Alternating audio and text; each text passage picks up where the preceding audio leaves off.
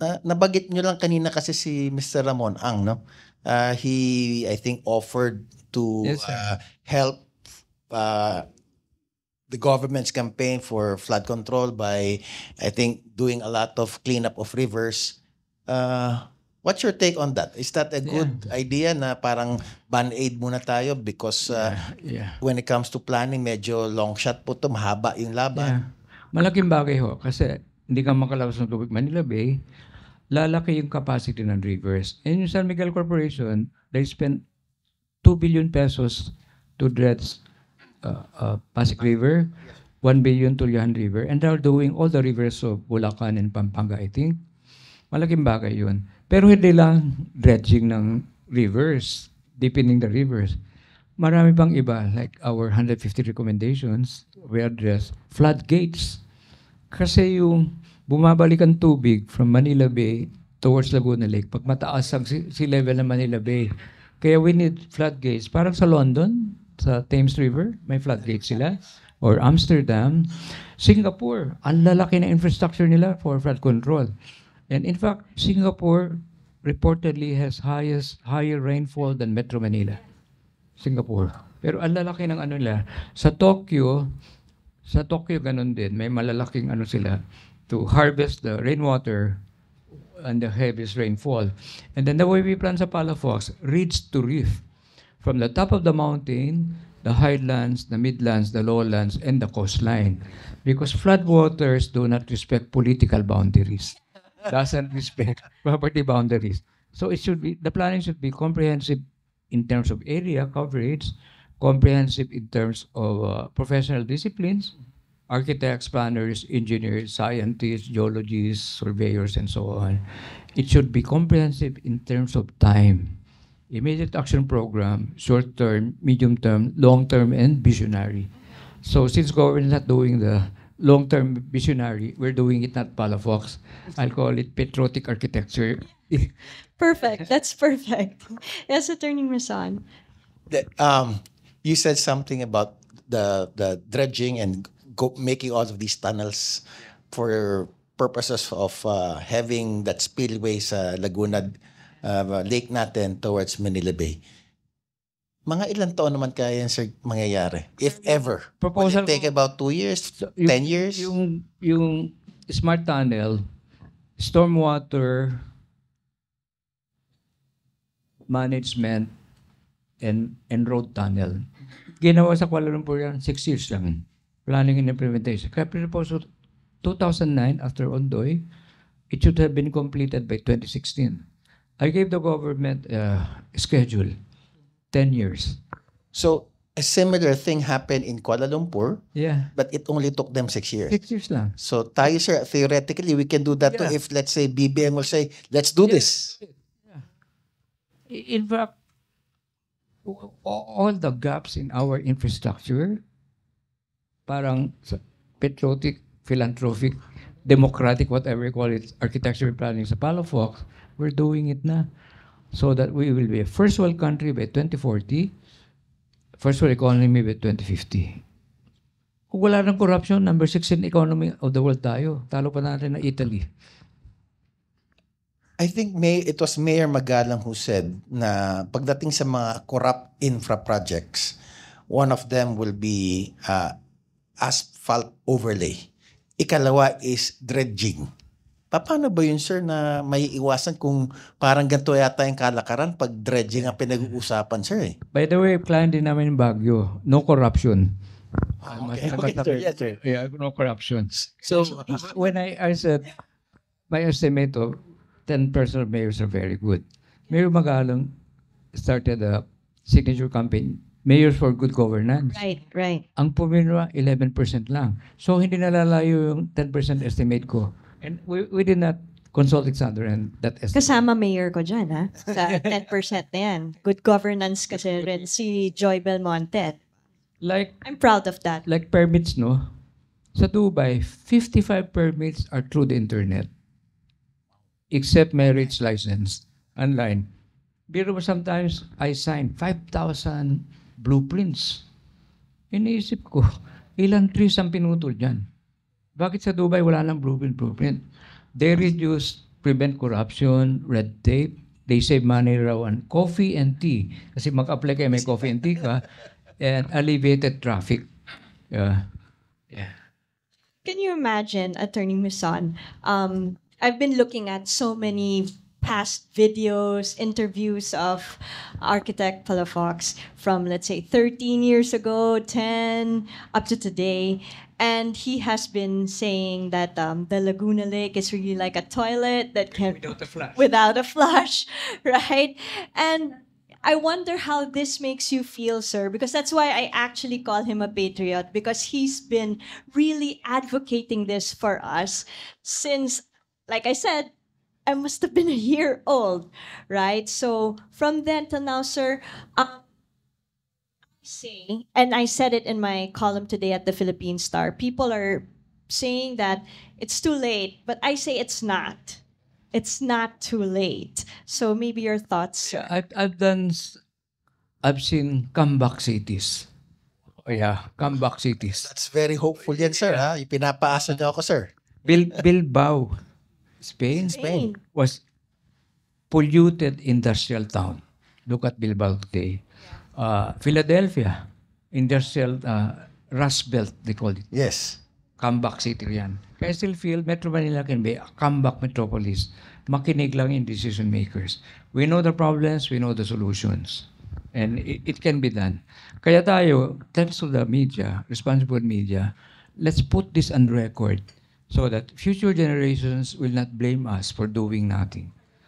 Kaya, one of my inspirations was Daniel Burnham, Hiplan, Manila, 1905, Baguio in Chicago, 1909. Make big plans. Make no little plans. Put them on record because our children, grandchildren will do things that would stagger us. So we should put them on record. Kaya yung postcards from the future. Hindi lang isusulat, i-drawing pa namin. I like that. 2050, I'll be 100 years old. And I told my doctors, with God's grace, I want to live to be 100 years old and retire 50 years after I die. So, i-drawing na lahat. I think we can open up our floor for questions from the media. It's very promising to hear what you have shared with us, Architect Palafox. I think if there's one takeaway that I can easily remember, yung tinatawag ninyong patriotic architecture. I hope we can have some patriotic administration as well so that ma-approve naman kahit half lang, sir, ng present ninyo. I think we can have that comeback city for Metro Manila. Go ahead, please. Good morning. Mon Gualvez po sa TV5. Architect, you've mentioned a lot of things na parang at least makakatulong ho sa atin. No? Pero based on your expertise sa inyo pong pananaw, ano po yung pinakamalaking pagkukulang ngayon in terms of flood control system ho natin sa bansa?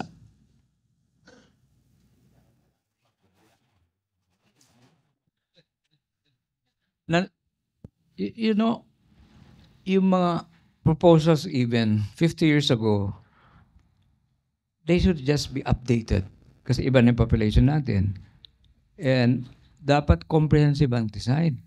Like our engineers, I'm not an engineer, our engineers at Palafox always give a list before we design. May engineering surveys, yung qualities of the soil, foundation, geoanalytics, hydrology, and so on. I don't know kung nagawa lahat yung engineering surveys before the design. So then the design, then implementation. Dapat really comprehensive from the research before the ano. And contractors tell me they don't want to be quoted or they don't want to be recognized. Let's say may corrupt na bureaucrat or politician humingi ng 40%. Saan ibabawas yung specifications? Papalitan yung specs. And I think dapat tayong citizens, we should be vigilant na eh.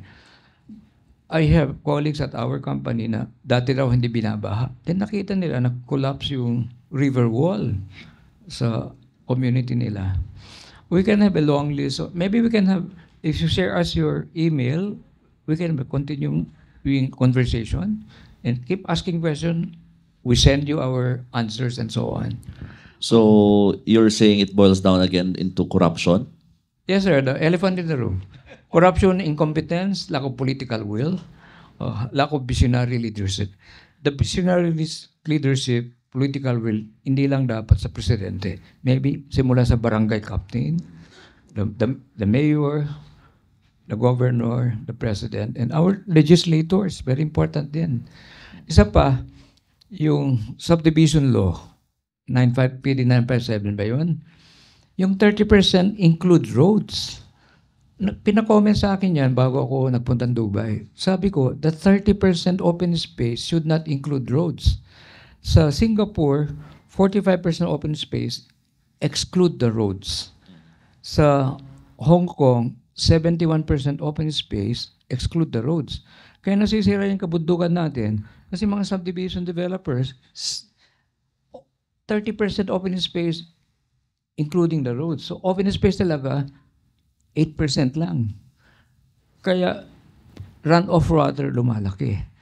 Kaya dapat siguro i-review yun. Siguro sa kabundukan, baliktad. 70% open space, 30% saleable. Oo. Sa flatter areas, pwede yan. Pero even then, kulang na. Bebenta pang open spaces.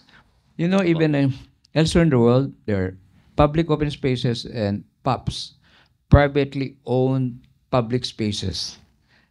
Abroad yan, bawal mag-convert to make it saleable. Like imagine, Rockefeller Center, may mga open spaces yun. Tayuan ng bagong buildings ng Rockefeller, hindi papayag ang New York yan. Dito, just before elections, maraming nako-convert ng open spaces. Bakit kaya? Kaya sabi ko, from grass to gold.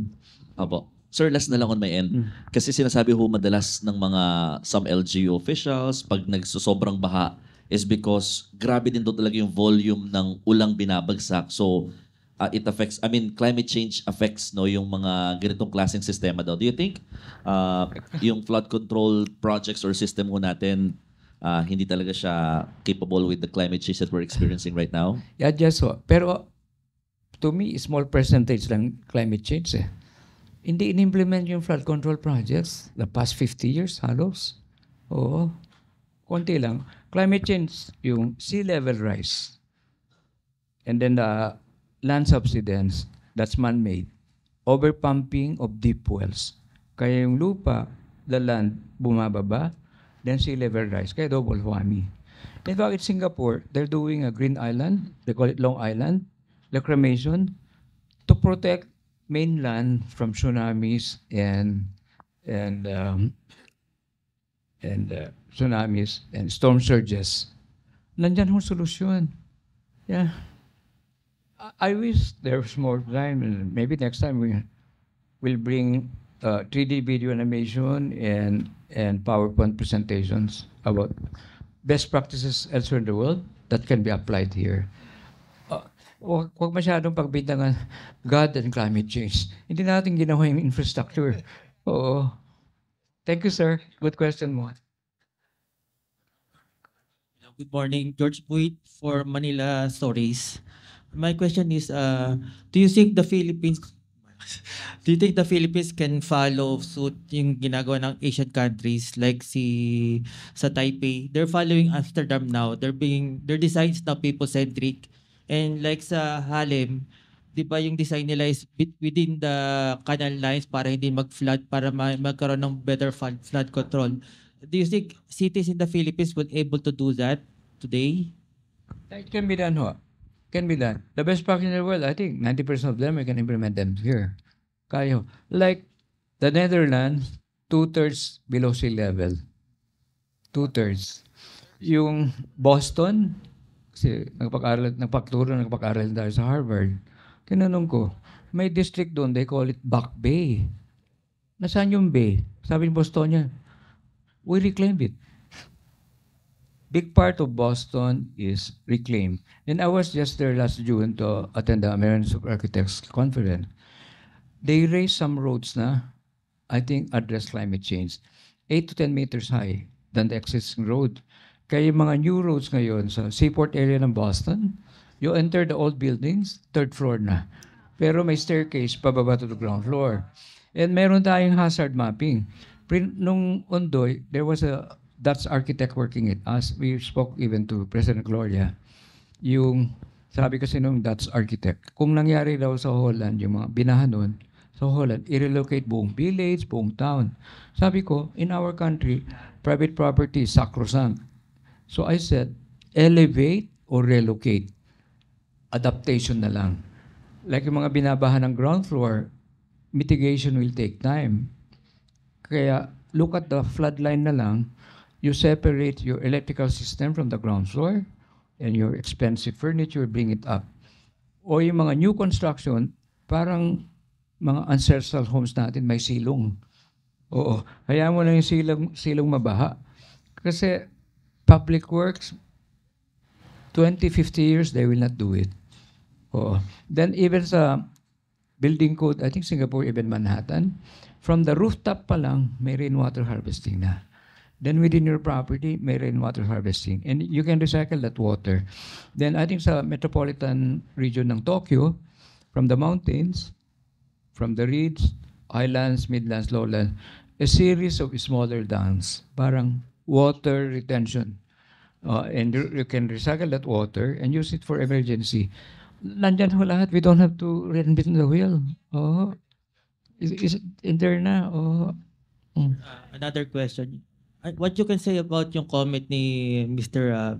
Ramon Ang about he will solve all the the problems ng flood control and everything. And yun nga, isosolve daw niya, but then yung company niya is one of the reasons may mga projects na tinatakpan yung mga rivers o mga ganun. Yeah, I think we should check the facts. So, because yung sa Bulacan, nung araw pa binabaha niya kasi ang daming fish ponds, kanya-kanyang seawall and dikes. Lililis nila lahat yan. And his consultant din kami na master plan. Pero yung drainage flood control, that's engineers. Yun din yung mga involved sa Palm Island sa Dubai.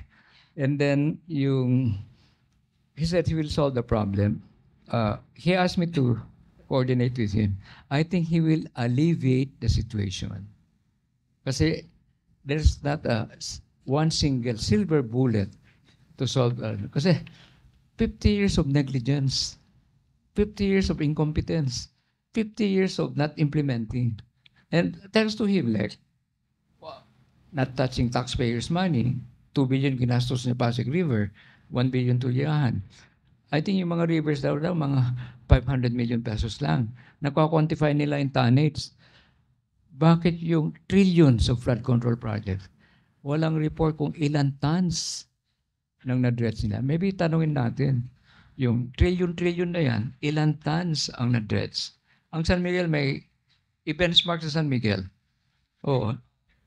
Oo. Thank you po. Kaya yung sa Bulacan Airport, let's fact check before and now.